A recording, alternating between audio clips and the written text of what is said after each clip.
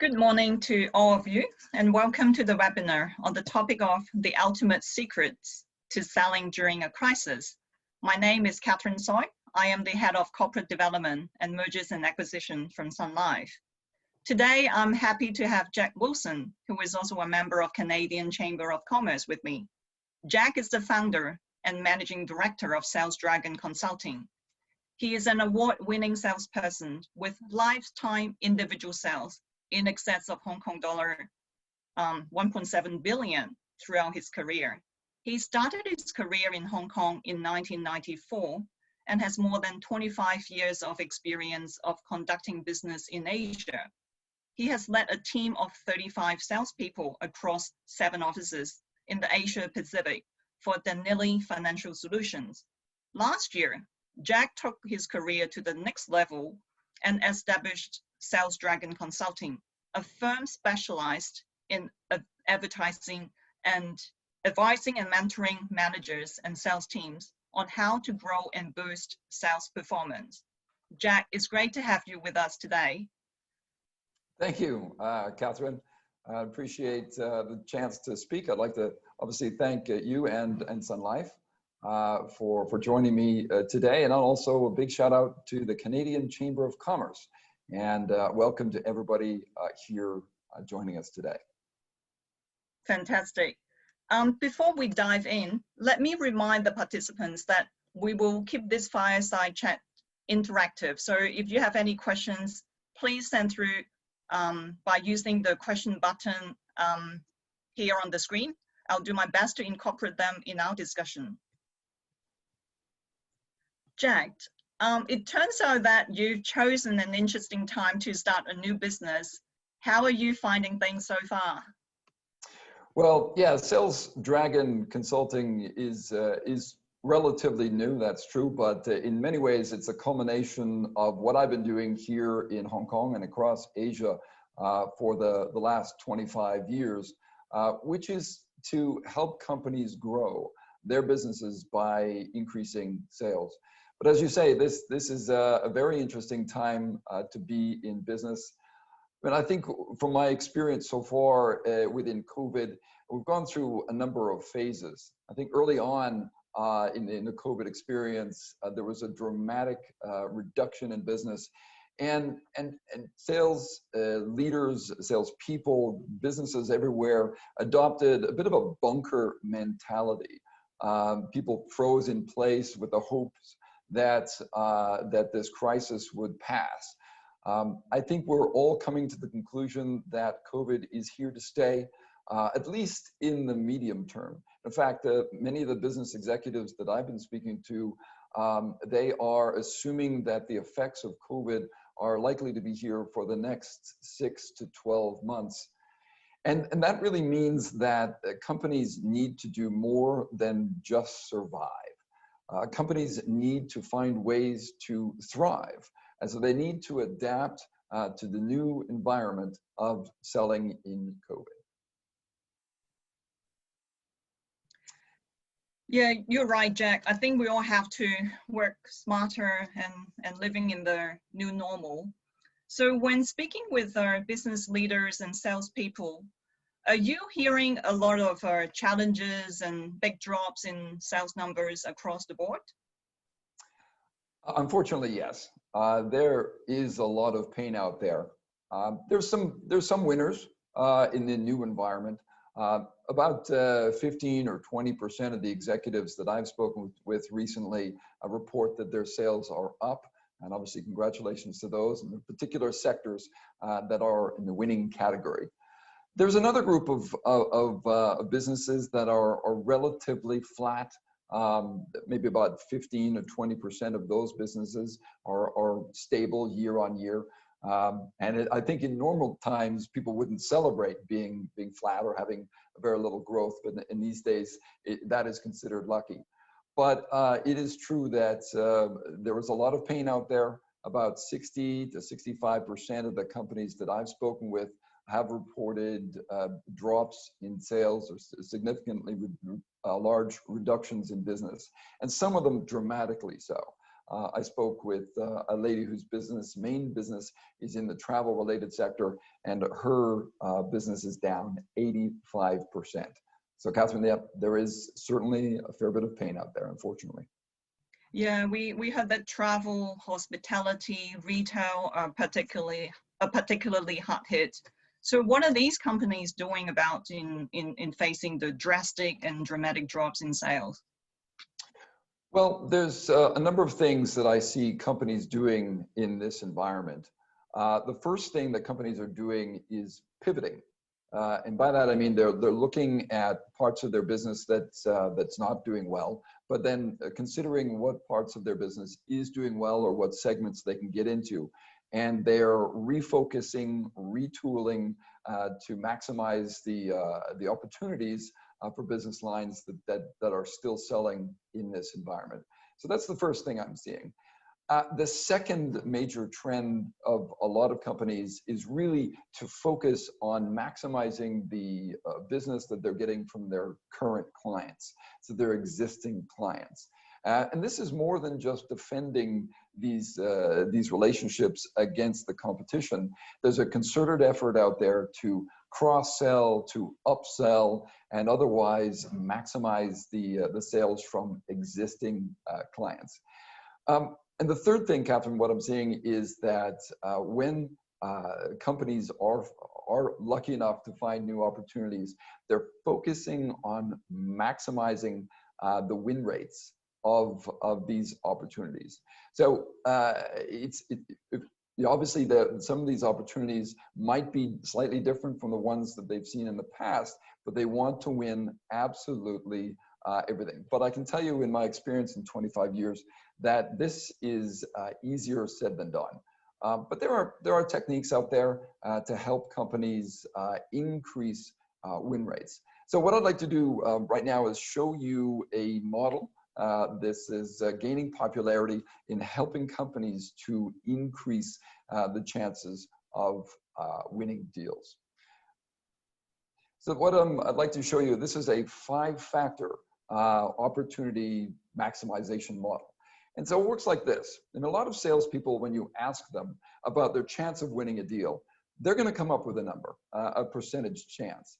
And if you ask them and they're confident, they might say, it's 80% chance of winning this deal. Or if they're a little unsure, they might say 50-50. Or if they're a little bit less confident, they might say 20% or something like this. Well, typically, that's not very scientific. So that brings into question the validity of the pipeline and really what salespeople and companies can expect from opportunities. So the 5-factor opportunity maximization model tends to, what it tends on doing is breaks up the percentage of winning a deal into 5 component parts, each marked out of 20, so that when you add up these 5 parts, you get a much more accurate percentage chance of winning a deal. So the first segment, the first factor we look at is need. And by this we mean, has the company that you're dealing with, has the prospect vocalized and really outlined the need for what they require? It can be a desire, but have they outlined issues to be addressed? You rank that out of 20. The second factor is the solution. Has the client, again, it's the client's perspective, has the client agreed that the solution that you have put forward satisfies the need that they have vocalized? Are you getting the sense that this is the right solution for that need? The third factor is value. How does the client, and how do you feel that the client values you, your company, and the overall solution? If you're up against stiff competition, then you wouldn't be scoring particularly high on the value front. But if you're the only one in consideration, well, then clearly the company is valuing you in this consideration.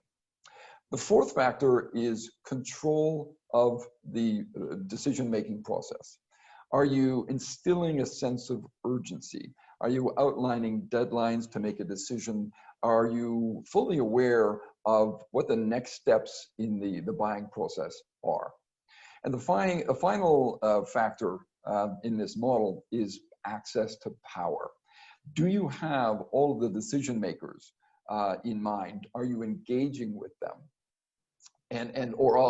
Alternatively, are there people who really will be able to make a decision on this that are beyond your control or beyond who you're speaking with?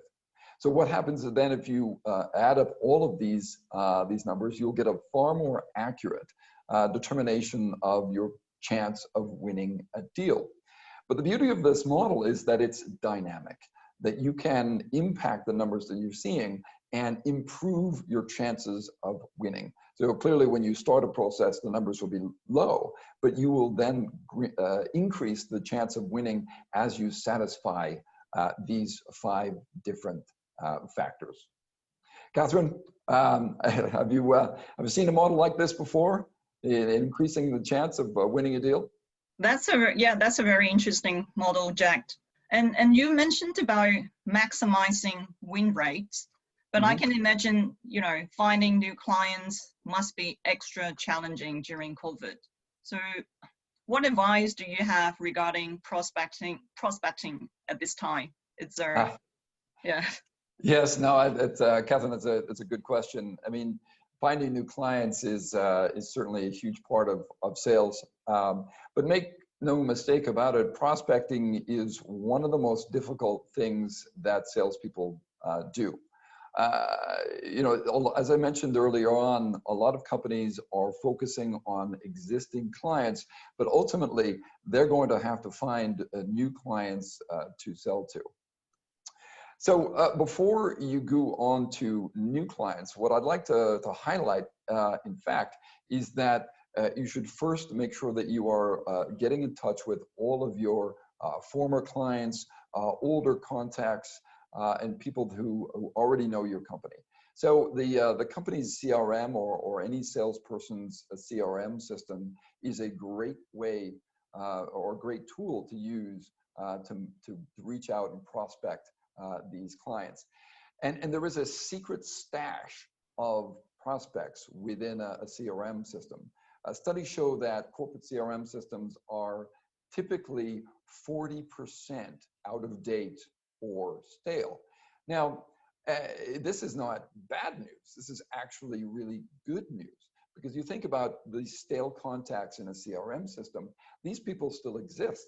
They've just moved on typically to perhaps better jobs, bigger and better jobs at new companies.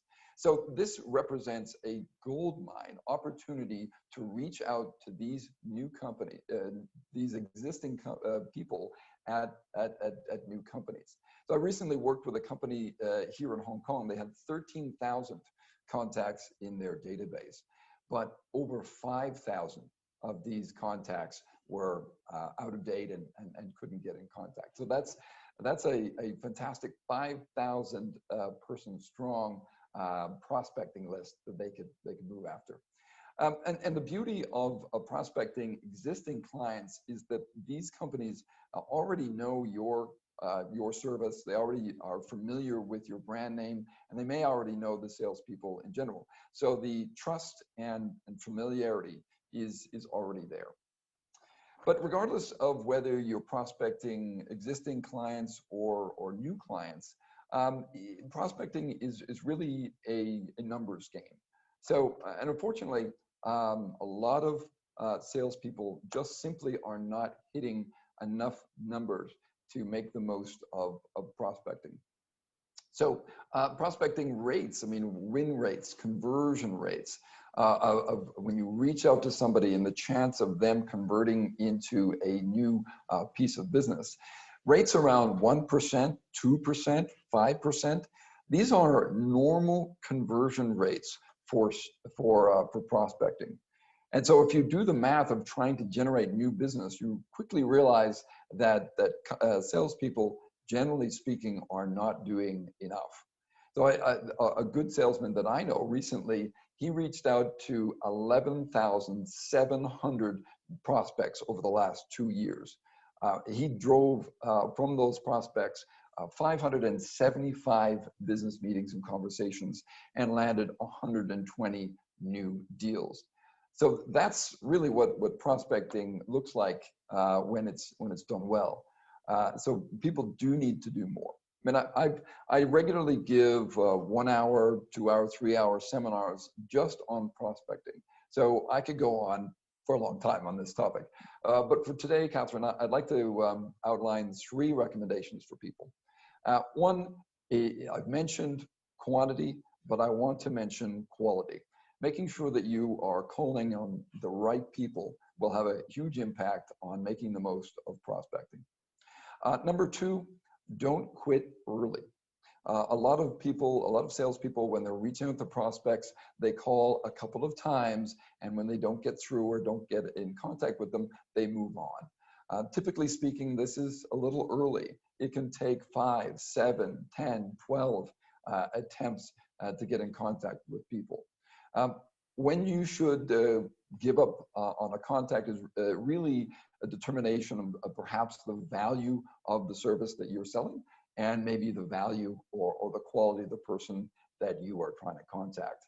But during COVID or in these environments, what we're hearing is that it is probably about 20 to 30% more challenging to get hold of people. So not quitting is certainly very, very important in COVID.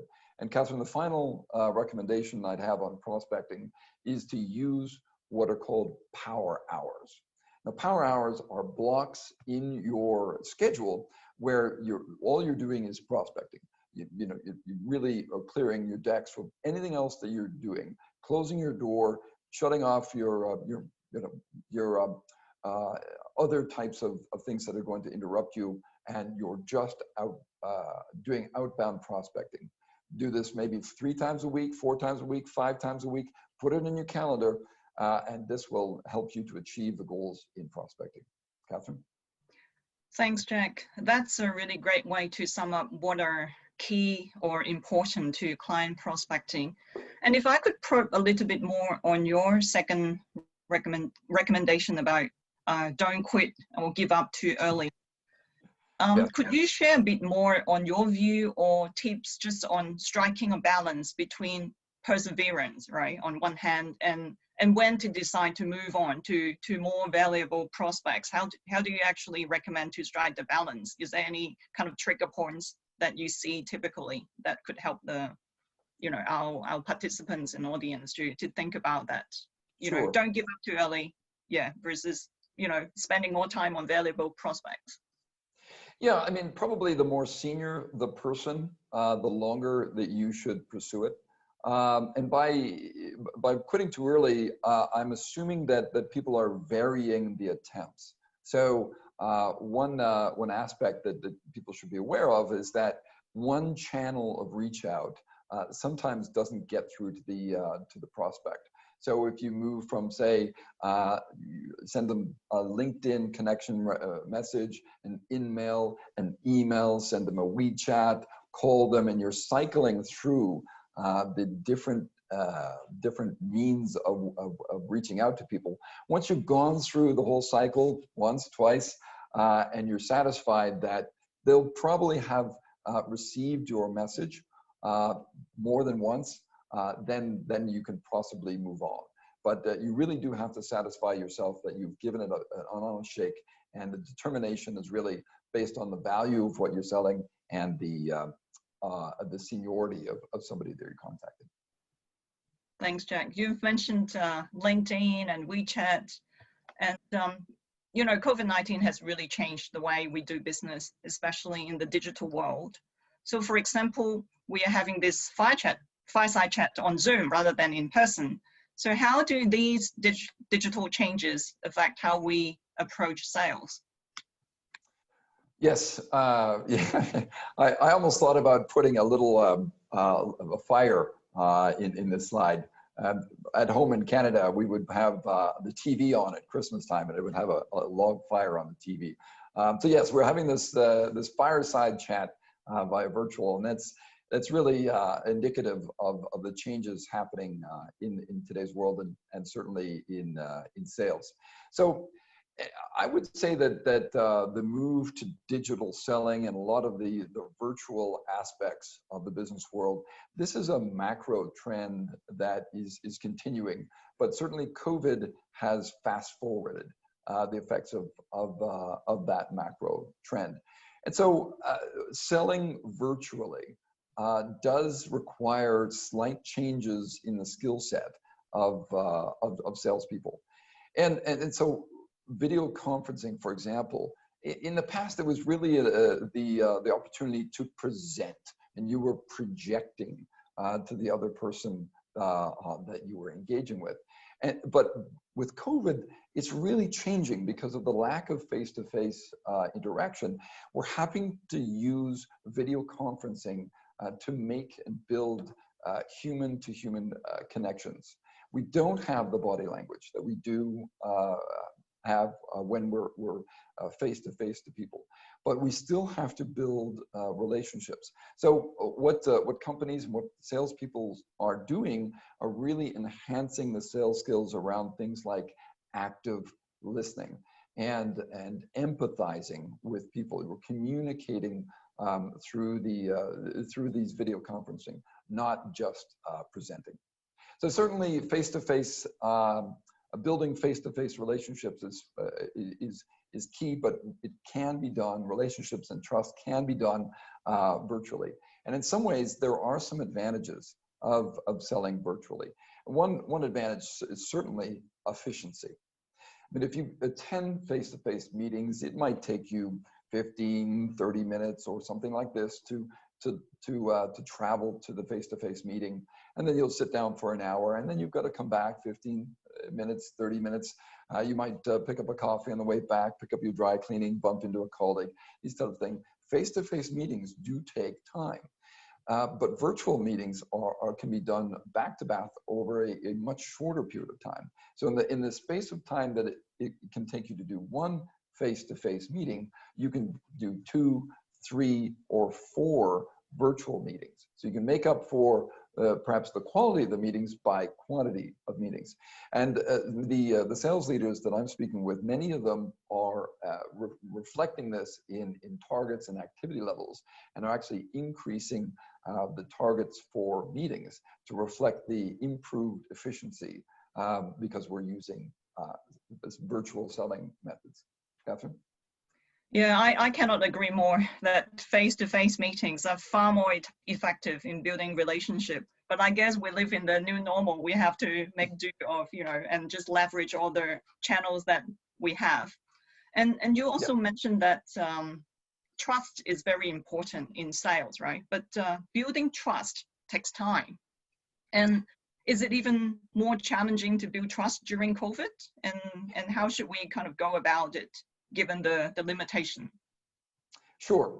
Trust is certainly one of the most important factors in sales. And it certainly, it is more challenging to build trust during COVID when we don't have the access to people in face-to-face meetings.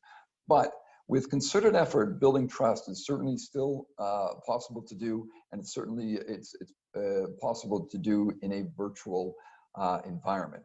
So it helps it helps to focus on building trust as a specific thing that you're trying to do to improve win rates during COVID. And fortunately, there is an equation that can help you to boost trust in this environment.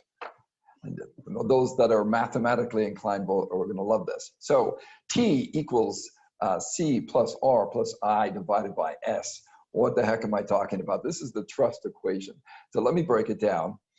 So the C for credibility. Credibility, these are things like, what have you done in the past? What credentials do you have? What training do you have?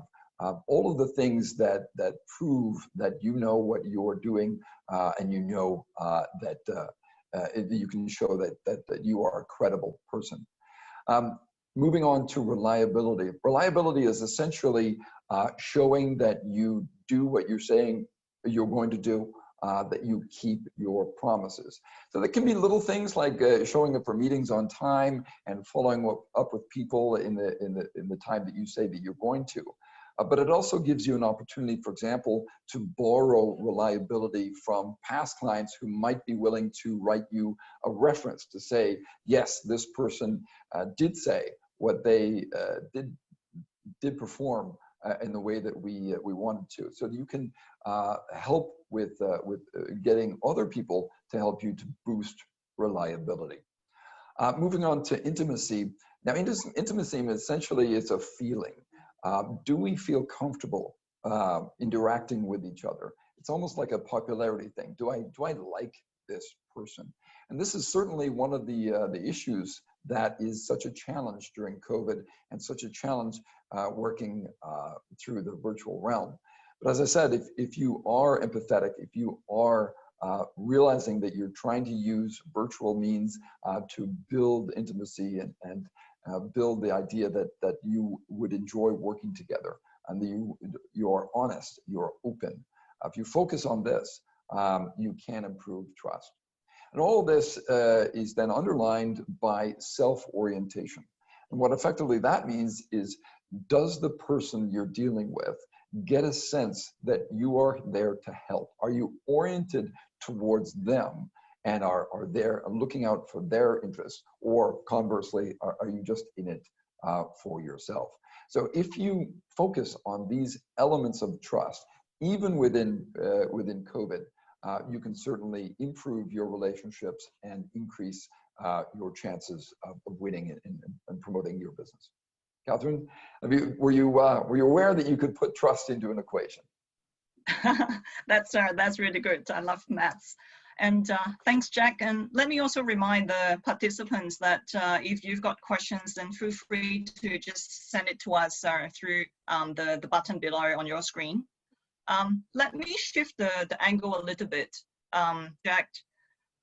We all experience rejection and nobody likes rejection. Can you give us an example on how to apply kind of sales management techniques to overcome a pushback? Sure, absolutely. So overcoming objections is a really important part of sales. And as we've mentioned, within COVID, we are trying to maximize win rates. So it's even more critical now that we overcome pushback and that we overcome objections. One of the key things to keep in mind with objections is essentially we want to avoid having an argument with somebody. Arguing with a potential client is never going to get you very far in the sales world. So when people have raised an objection, it's an aggressive thing to do, and they're prepared to fight for this objection that they've raised. So we have to deal with an objection in a way that does not get into direct confrontation with people. And it's also the second point I'd like to make about objections is that essentially it is it's not necessarily based in fact, it's a belief typically. Objections are belief, objections are perspectives, are points of view that people are making. And because they're beliefs, so points of view, perspectives, they can be created, and with careful handling, you can change someone's perspective about something. And we call this a reframe. So you're changing that belief, or you are allowing that person or helping that person to see that belief with an alternative viewpoint. And then we can address that and move on to finalizing the sale. Fortunately, there are some great models out there to help you with that. And I'd like to introduce a model which is called LAPAC. So it stands for listen, acknowledge, probe, answer, and confirm. So let me outline an example of how you might use this LAPAC method to deal with an objection. So in my world, sometimes I hear a client say, Jack, sorry, you're just too expensive.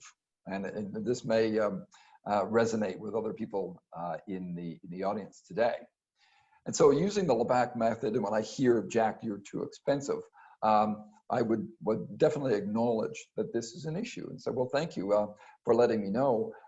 It is obviously very important that companies control costs in these challenging times during COVID.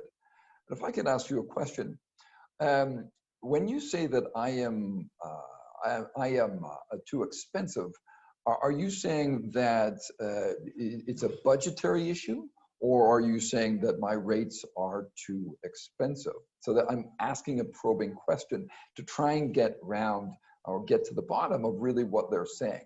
And hopefully they'll say, well, Jack, you know, it's a budget thing. You know, we've had a reduction in budgets, and we just simply can't afford you. You are too expensive. I said, well, okay, so you're saying that your budget's reduced, but the overall rates that I'm charging, are perfectly reasonable. And of course, they would say, well, yeah, under normal circumstances, yes, your rates would be perfectly reasonable. But again, you're too expensive for now. So again, I've asked questions and probed to try and get to the bottom of what this objection is.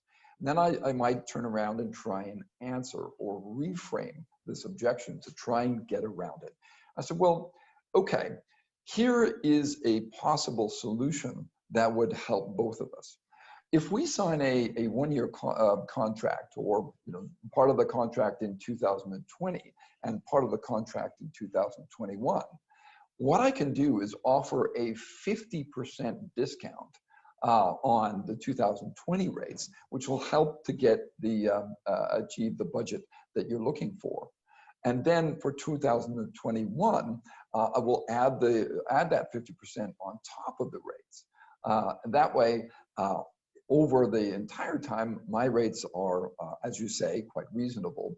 But in the meantime, you achieve the budget you're looking for, and you also get the benefit of sales management consulting and sales training within 2020 when you need it most because of COVID. And then you move to confirm. Would this be satisfactory for you? And hopefully they'll say yes. The thing is with this method is that if they say no, well then you can ask further questions and try different ways to answer the question until you get satisfaction from them that you have dealt with this objection. That's really helpful.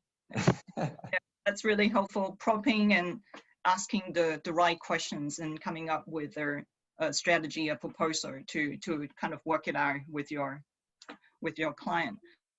We've got a question from the participant Amanda. So the question is about how can you basically give the target the impression that you're there to help, you're being helpful, you have good intention through your initial outreach to the prospect, the target?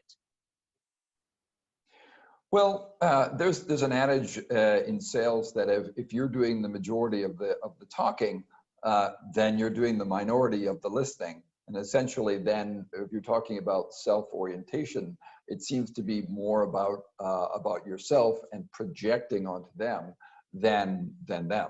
So if you spend the majority of your time listening, and again, what you'd be doing is asking questions about them and prompting these ideas from them, getting them to explain their situation, getting them asking them to outline perhaps the issues they're going through, the pain that they're going through.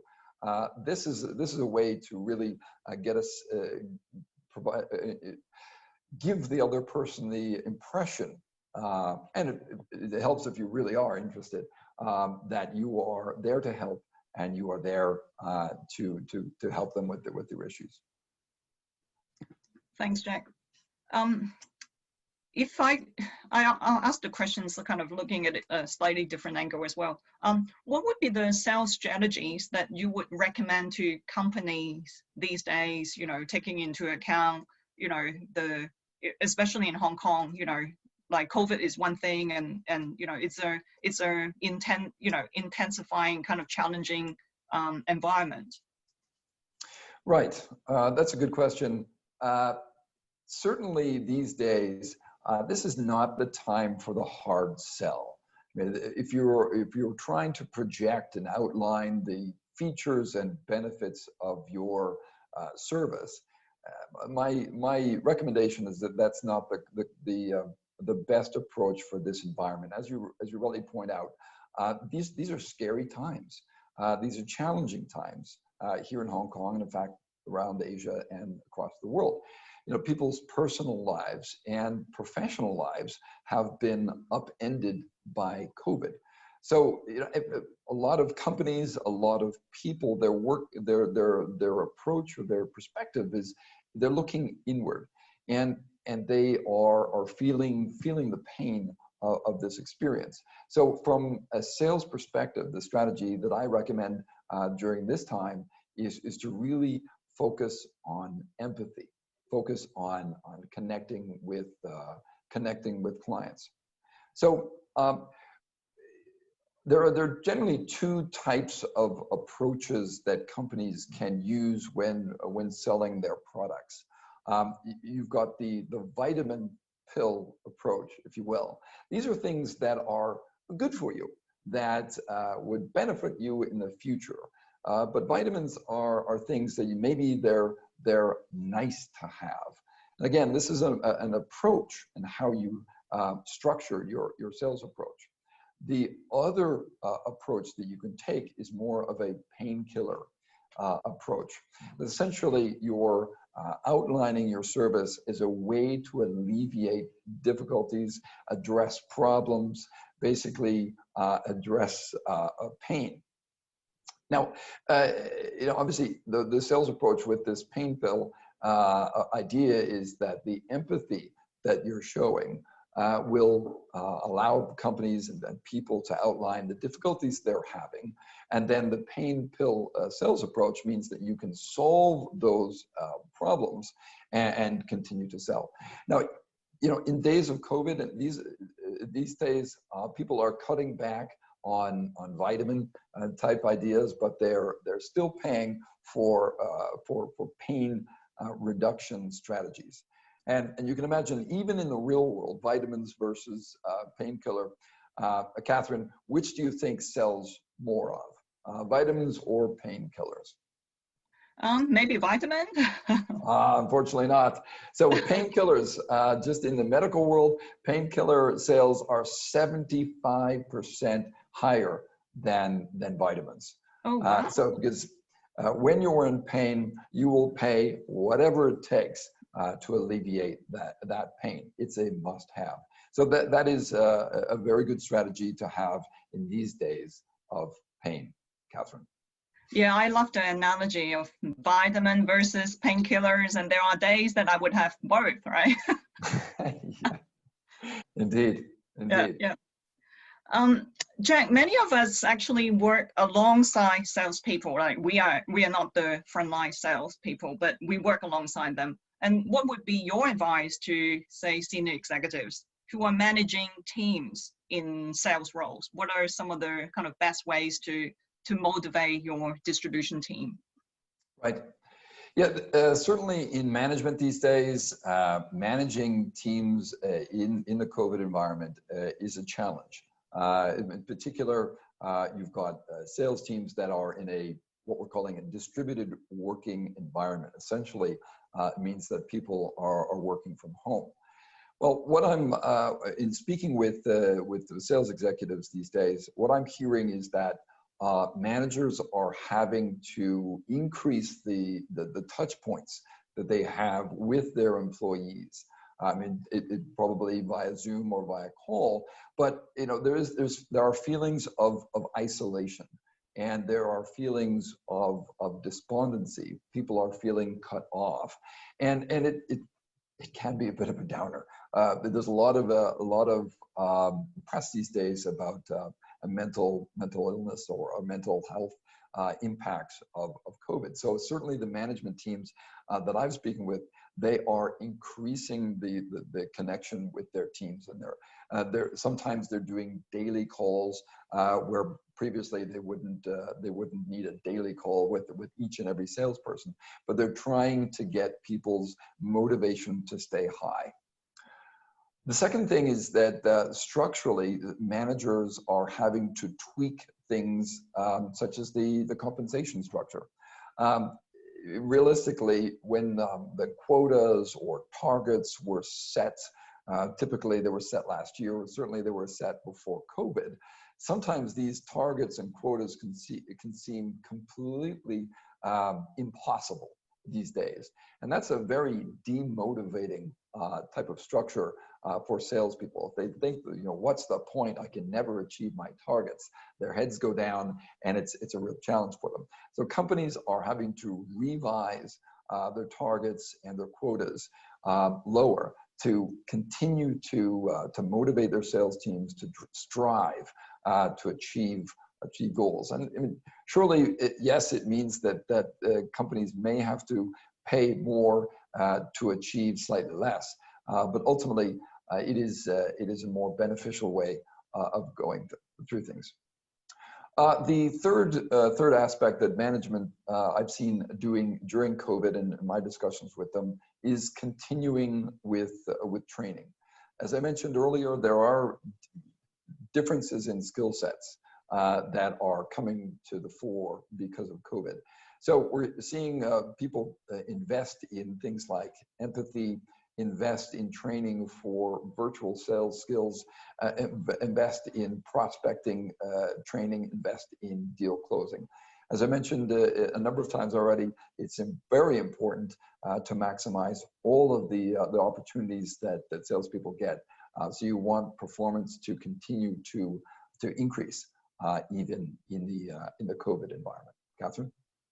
Thank you, Jack. And I hear kind of the importance of realignment of goals. And I think it's very important to salespeople. It's important to kind of all the teams, you know, under the current challenging environment to make sure that, you know, we set realistic goals to people that they can achieve. Yes. You also mentioned about, you know, the kind of the closing techniques, right? So in sales, could you tell me a bit more about that? Closing, yes. Closing is essentially asking for the business, and it's the final step to winning deals. And many salespeople, they actually downplay, or they don't really employ specific closing techniques. And it's a shame, because they spend a lot of time prospecting, building trust, presenting, differentiating themselves, dealing with objections. And then without a specific closing technique, it's almost like they're walking away from a lot of their hard work. So as I said, essentially it's asking for the business. And there are specific techniques that I like. And that I use a lot, and I teach to salespeople. So I've selected a couple of my favorites, and so I'll outline a few that I use a lot. So the objection close leads very well with the connection to objection handling. So the objection close goes something like this. So based on our discussions, is there anything preventing us from working together? And if you leave it like that, they'll have to think, well, no, there's nothing preventing us from working together. Great, I'll send the contract over and we'll get started. Or the alternative is, well, you know, I'm still a little concerned about the price, or you're still concerned about some objection. And then you can use the LAPAC method again to try and overcome that. And then it leads to yet another objection close. So now that I have addressed that final issue, is there anything else standing in the way of us working together?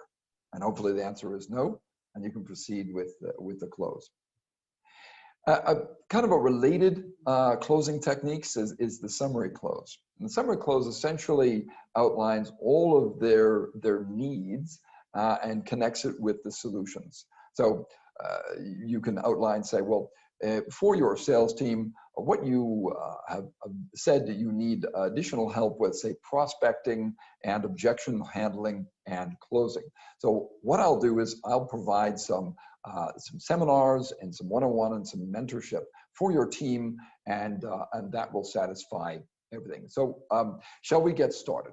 So essentially, you've summarized everything they need, and it satisfies all of the requirements, and then you ask for the business. The third closing technique that I'd like to highlight today is called the optional close. So essentially, you might say, and I use this with my kids, Would you like to go to bed at 7:30 or would you like to go to bed at 8 o'clock? And they'll say, oh, I would like to go to bed at 8 o'clock. That's great, because really what I'm trying to say is I don't want you to go to bed at 9:30. So you're getting them to choose one of your options. And essentially they're mentally making the pathways to, I have chosen, I have made a choice. And so therefore you've closed the opportunity. So do you want the green car or do you want the black car? And they might say, I want the black car. Great, here are your keys, just drop your money off at the door. The final closing technique is one of my favorites. It's called the puppy dog close. And essentially, whenever, for example, you might have signed up for something online and you'll say, well, the first month is free. So you might try some subscription to some service online, and then the first month is free, and then the charges kick in. Again, what you're essentially doing with the puppy dog close is saying, try this for a period of time. And if you don't like it, you can bring it back. And I can tell you, Catherine, I have 4 dogs at home. And so the puppy dog closing approach works really well on puppy dogs. That's great. I can totally see some of these techniques are being really applied in the corporate world. Jack, to be fair, I think sales is a highly rewarding job, but at the same time, really high pressure. What is your advice to the audience in building a career in sales? Yes, this is another one of my favorite subjects. In the working world, about 10% of the overall workforce is in sales. But really, when you think about it, how many of us really wanted to be salespeople when we were kids? Not very many of us. So we wanted to be astronauts or rock stars or soccer players or something else, right? Something cool. And so, but life happened and we found ourselves in sales often by accident. So that's something to keep in mind. The second thing to keep in mind is that overall, some people have maybe a negative viewpoint of salespeople. They have this idea that sales and salespeople, it's a bit like the used car salesman idea. Salespeople can be a little bit, I don't know, slimy or untrustworthy. So this combination of getting into sales by accident when you really wanted to do something else, and then this perhaps a little bit negative idea of sales, this really holds people back who are in sales, and it really impacts their performance. And that's borne out in the success rate of salespeople. I mean, studies show that over 40% of salespeople don't achieve their quota on a regular basis. And that was pre-COVID. So there's a lot of salespeople out there who are struggling to perform. And so my big advice for people in sales is commit to sales as a true profession. So allow yourself to accept that this is more than what you do. This is in fact who you are. And so, really what I'm saying is really accept that you can be proud to say that you are a salesperson. And so, really understand that there is even what I might say nobility of this idea that your job is to connect the needs or the desires of clients with the great services and products that you sell. And then internally, really have faith that your job within the business world is one of the most powerful jobs around, because essentially you as a salesperson, you're the engine for growth. So companies need salespeople to drive their businesses forward. So this is a really, really important job within the sales world. So, as you mentioned at the beginning, I've been in sales for now 25 years. But again, I didn't want to be a salesperson either. And I can tell you that before I really accepted that I was a sales professional, I did struggle with performance. But once I really accepted it and I owned it and I said, yes, I'm a salesperson, you know, my success took off. It became a lot more fulfilling a job to do. And ultimately, it was a lot more financially rewarding as well. So my advice to people in sales is own it and be proud of being a salesperson. I mean, the final recommendation, Catherine, is a fantastic book out there. I'm a big fan of Simon Sinek, and he wrote a great book called Start With Why. So essentially, why are you doing what you're doing, and connect with it. So in conjunction with my advice, reading Simon Sinek's book is highly recommended. Bravo! I think it's important to love what you do. I am actually one of those that you mentioned that wanted to have a career in space when I was a kid and ended up in financial services. But I'm loving it. You know, it's great. You know, it's great to love what you do. Jack, just we've got 9 more minutes. Just a final question. Obviously, you're in the sales business. You constantly talk to people, engage people. Tell us, you know, how do you keep your energy up, and kind of what are your secrets? Well, you know, as you might have heard by what I was just saying about selling, I love what I do. So that's very important. I love to win deals, but probably more importantly, I'm super interested in people. I love engaging with people. Every time I speak to somebody, I learn something new, some new bit of insight, some new bit of information, or something occurs to me with every conversation. So having a genuine interest in other people, you know, it really drives me and makes me enjoy being a salesperson even more. That's really fantastic, Jack. I know I try to kind of keep, you know, keep within the time frame. I do wanted to kind of thank you, Jack, you know, for sharing with us some of your really valuable experience and great advice on sales techniques. That's very generous of you. My pleasure. And I also wanted to mention that, you know, like, because we talked about that, Jack, in the beginning of the, before everyone kind of joined, like you will be offering a 30-minute free sales consultation for today's participants. So I wanted, if we could show, yeah, so just, to let everyone know that don't miss the opportunity. There is a free 30 minutes consultation with Jack. So if you could scan the, you know, the QR code, if you wanted to take up the offer, you know, scan the QR code or just send Jack directly an email, then you can enjoy the 30 minutes Jack's valuable time to sharpen your sales techniques or discuss, you know, some of the challenges that you might have, you know, in your career in sales. So yeah, Catherine, yeah, great. Thank you for mentioning that again. You know, I want to support the Canadian Chamber community. I would love to help each and everybody today on the webinar. So I'd love to get into contact with you. So please drop me an email or use the QR code to scan to the Sales Dragon website. Get in contact with me, and we can get a 30 minutes for a chat. Fantastic. Thank you everyone for joining this webinar, and thank you also for Amanda, who's submitted a question. It's great to have you all. Do stay tuned and join us for the next webinar on 1st of September to explore the challenges and the global supply chain and logistic industries.